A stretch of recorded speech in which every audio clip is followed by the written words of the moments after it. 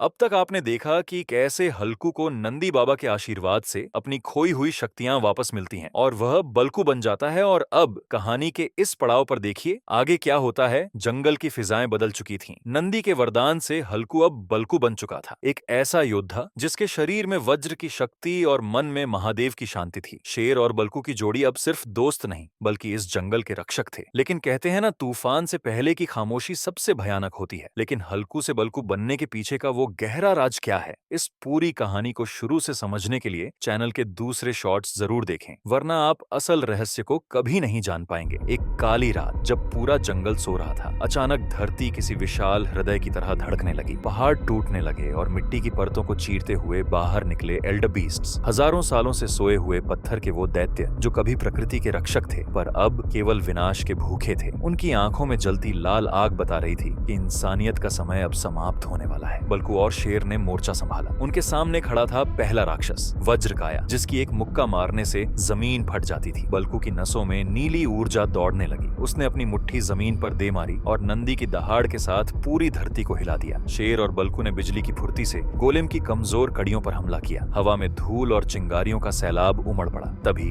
धुएं के बीच से वही रहस्यमयी योगी प्रकट हुए। उनकी आवाज गूंजी, रुक जाओ बल्कू, ये राक्षस मर नहीं सकते क्योंकि ये खुद इस धरती का हिस्सा हैं। इन्हें सिर्फ शांत किया जा सकता है। तुम्हें इनके हृदय पत्थर हार्ट स्टोन्स को शुद्ध करना होगा, वरना ये पूरा ब्रह्मांड राख बन जाएगा। बल्कू ने समझ लिया कि ये युद्ध सिर्फ ताकत का नहीं बल्कि धैर्य और त्याग का है। क्या शेर और बल्कू उन पवित्र पत्थरों तक पहुंच पाएगा या ये प्राचीन दानव पूरी दुनिया को निगल जाएंगे? आगे क्या होगा जानने के लिए देखते रहिए हिंदी टेल्स हिंदी, और लाइक, कमेंट और सब्सक्राइब जरूर करें ताकि ये रोमांचक सफर जारी रहे।